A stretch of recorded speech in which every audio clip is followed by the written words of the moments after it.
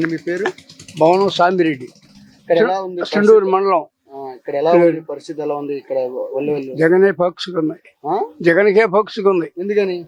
మొన్న పథకాలు ఈ దుర్మార్గులు చేసే పని ముసలాళ్ళని వస్తే పెట్టారు ఈ పింఛన్ వారంలో 3 రోజుల్లో సతమతమై మొన్న 40 మంది, మొన్న 10 నెలల్లో ఇప్పుడు 40 మంది దాకా చనిపోయారు.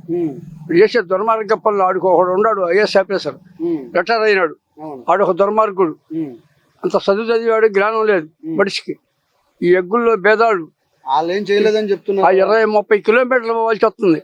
ఏం పోతారు ముసలితనంలో?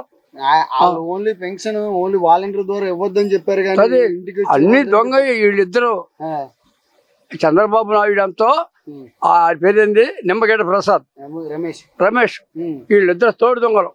ఢిల్లీ పోయి కూకుని ఈ రకంగా జనాన్ని మభ్యపెడుతున్నారు. ఇవాళ పరిశీలిస్తే నేను 5 మండలాలు ఇండిపెండెంట్ గేసాను. అక్కడ ఏమూరు నియోజకవర్గం 2004లో పాలరాజమ్మటి. వీళ్ళని కాగితాలు పెట్టి ఏది కావాలా రోడ్లు బోర్డులు చేస్తా ఉంటా.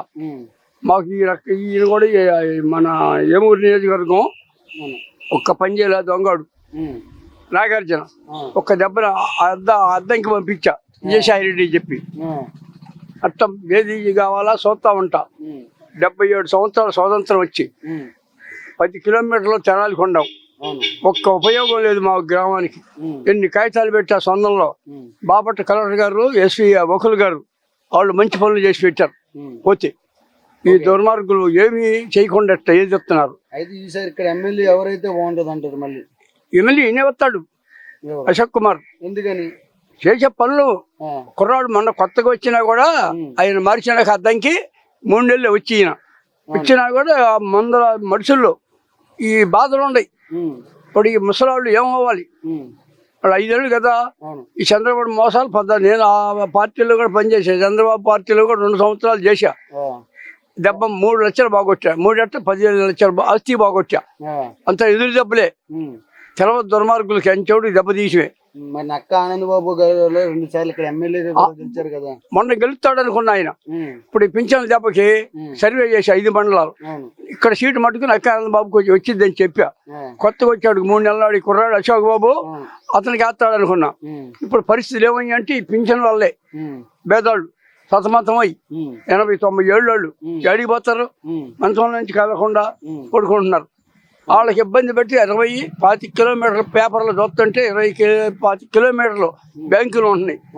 ఊళ్ళో బ్యాంకు అయితే వరల, అది కూడా 4-3 రోజులు పడతలా. అయ్యి కొంత రద్దు అయిపోయి లోకడ ఆ పింఛన్ తెచ్చుకుంటారు కదా, డబ్బులు క్లోజ్ అయ్యి పడతలా. ఇంత దుర్మార్గంగా పరిపెడుతున్నారు. ఓటు మట్టుకు వేసేటట్టు లేరు జనం. జగనే గెలిపిస్తారు ఈ 5 ఏళ్ళు. జనమానం లేదు. అట్లా పరిస్థితి.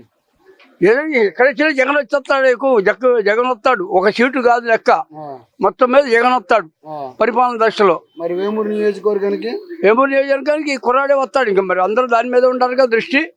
నక్కానంద బాబు మంచి పనులు చేశాడు అనుకో. ఇప్పుడు ఈ 73 రోజులు కొట్టింది దెబ్బ. సర్వే చేస్తున్నా నేను, తిరిగి వస్తా ఉంటా మండలాలన్నీ. బాపట్ల, రేపిల్ల. అశోక్ బాబు వస్తాడు, అనుమానం లేదు. జగన్ బట్టి వచ్చేస్తాడు ప్రతి ఒక్కళ్ళు కూడా. అది